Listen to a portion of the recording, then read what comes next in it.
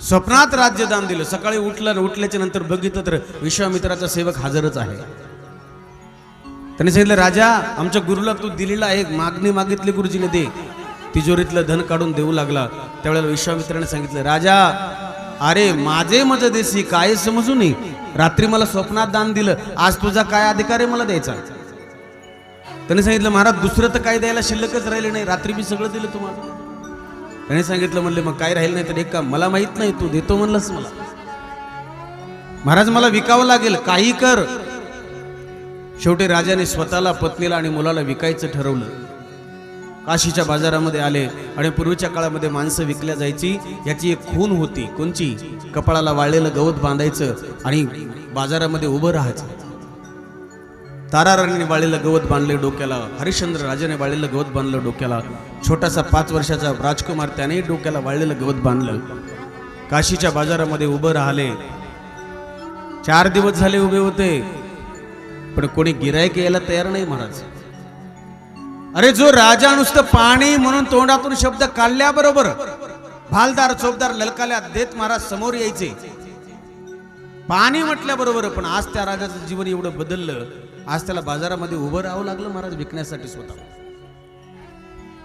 शेवटी ताराराणी दिसायला सुंदर होती. त्या काशीची एक वेश्या तिने बघितलं, म्हणले हे चांगली आहे आपल्यासाठी. वेश्या विकत घेण्यासाठी आली ताराराणीला. आणि जेव्हा पैसे दिले त्यांनी त्या ब्राह्मणाच्या हातामध्ये, ताराराणीला विकत घेतलं. त्यावेळेला ताराराणीने एक कौशिक नावाचे साधू होते, त्या साधूचे पाय धरले, सांगितलं, बाबा तुमच्या पाया पडते, एवढे एक काम करा ना. काय? आमचा हा धर्म नाही हो, काही करा, मला या संकटातून सोडवा. मी आयुष्यभर तुमच्या इथे आश्रमामध्ये काही सेवा करेल, पण एवढं मला या कामापासून सोडवा. कौशिक मुनीने पैसे दिले, ताराराणीला सोडून घेतलं. ते 5 वर्षाचा राजकुमार आहे. जेव्हा आई चालली होती, ते 5 वर्षाचा राजकुमार म्हणतो बापाला, बाबा काय माझी माझ्या आईची या जन्मातली शेवटची भेट आहे, जाऊ आईला भेटायला. बापाने सांगितलं जा. 5 वर्षाचं बाळ पळत पळत गेलं, आईच्या पायाला मिठी मारलं. काशीतला सगळा समाज बघत होता, सगळा समाज रडत होता. आणि सांगितलं कौशिक ब्राह्मणाला, काका नुसतं आईला काय घेऊन जाता, नका करू आता माय बाळा तुटी, पाहावे ना दृष्टी आम्हासी हे. काका आम्हाला हे बघल्या जात नाही, एक काम करा, नुसतं आईला नाही, आई बरोबर बाळालाही घेऊन जा. कौशिक ब्राह्मणाने मुलालाही घेतलं, आईला घेतलं, निघाले आश्रमावरती. तर दोघांना विकत घेतलं, आश्रमावरती घेऊन गेलं. सांगितलं ताराराणीला, बाई एक काम कर ना, काय आजपासून फक्त दुसरं काही करू नको. माझ्या आश्रमामध्ये जे अतिथी येतील ना, त्या अतिथींची फक्त सेवा कर, दुसरं काहीच करू नको.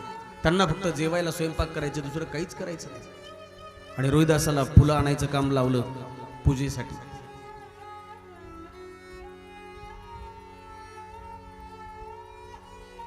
एकटा हरिश्चंद्र उभा आहे काशीच्या बाजारामध्ये. त्याला गिराईक लागेना. एकूण तिकून लागलं ते स्मशानाची राखण करणारं डोंब आलं आणि त्याने विकत घेतलं. त्याला विकत घेऊन घरी घेऊन गेलं. घरी घेऊन गेल्याच्या नंतर त्याला होत्या 2 बायका. नीट लक्ष देऊन ऐका. गेल्या गेल्या हे असं पारीक दिसलं, पाप्याचं पितर 4 दिवसापासून उपवाशी राजा, पोटात अन्नाचं कर नाही, डोळे खोल गेलेले, चेहरा काळवंडलेला. घरी गेल्याबरोबर त्याच्या बायकोने विचारलं, हे कशाला आणलं पाप्याचे पितर, हे काय काम करणार आहे? आणलं तर आणलं, आता याला भर म्हणावं पाणी.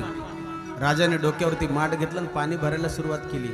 विचार करा, कोण ज्याने तोंडातून नुसतं पाणी शब्द काढल्यावर 10-5 नौकर चाकर पळत येत होते, त्या राजाला डोक्यावरती माठ घेऊन पाणी भरावं लागलं. पाणी भरत होता, दिवसभर पाणी भरत होता, रांजण भरत नव्हतं. का? हा विश्वामित्राने त्या रांजणाच्या छिद्राला बुडाला छिद्र पाडून ठेवलेलं होतं.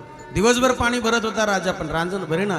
संध्याकाळी शेवटी दिवस मावळला आणि रांजण भरला नाही तर पत्न्यांना राग आला त्या डोंबाच्या. 2 जणी दरात उभा राहिल्या आणि 2 जणांनी 2 काना खाली वाजून दिल्या. माटा सहित राजा खाली पाडला. आणि मग तिथून पुढे सांगितलं, हे रांजण भरू शकत नाही दिवसभर, एक काम करा, याला जाऊ द्या म्हणजे स्मशानाची राखण करायला.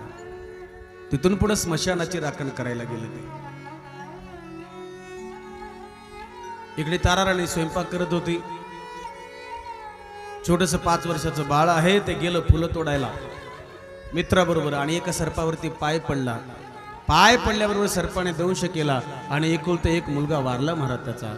नामदेवराय गात्यामध्ये गोड लिहितात, फुले तोडण्यासी गेला बाळ रोहिदास, फुले तोडण्यासी गेला बाळ रोहिदास,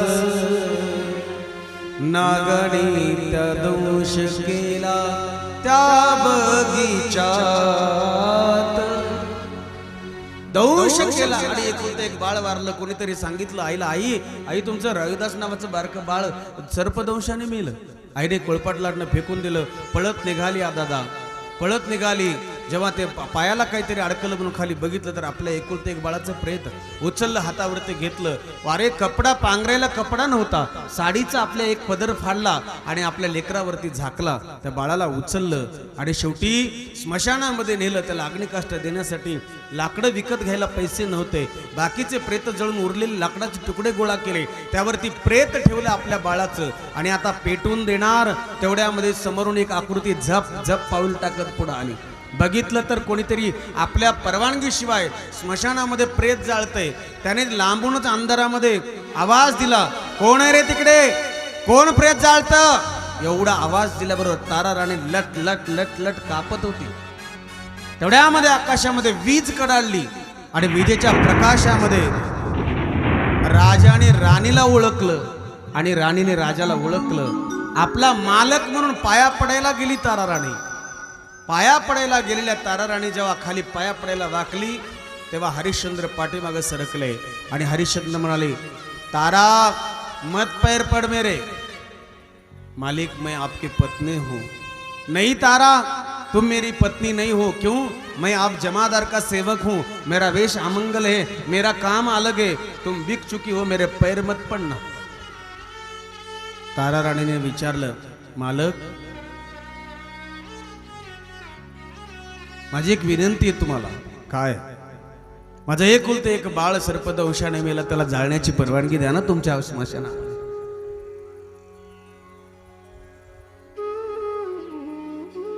मी हात जोडून विनंती करते तुम्हाला, माझं एकुलते एक लेकरू गेलं, वारलंय, त्याची अग्निकाष्ट देण्याची परवानगी द्या.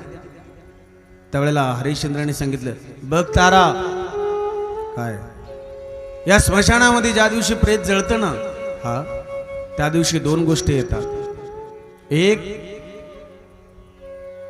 2 मीटर कपडा आणि 1.25 किलो तांदूळ. तारा, 2 मीटर कपडा माझ्या मालकाला जातो आणि 1.25 किलो तांदूळ या स्मशानात मी शिजवून खातो. तारा, ज्या दिवशी प्रेत जळतं ना ग, त्याच दिवशी मी जेवतो, अन्यथा मी उपवासी राहतो.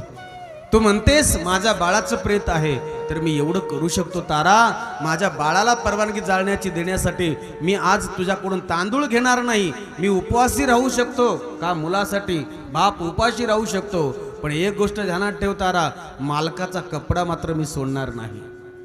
काही जीवन असेल ना दादा, केवढा मोठा संघर्ष असेल ना, पण एवढं दुःख जीवनात येऊन सुद्धा कधी ताराराणीने आत्महत्या करण्याचा प्रयत्न केला नाही.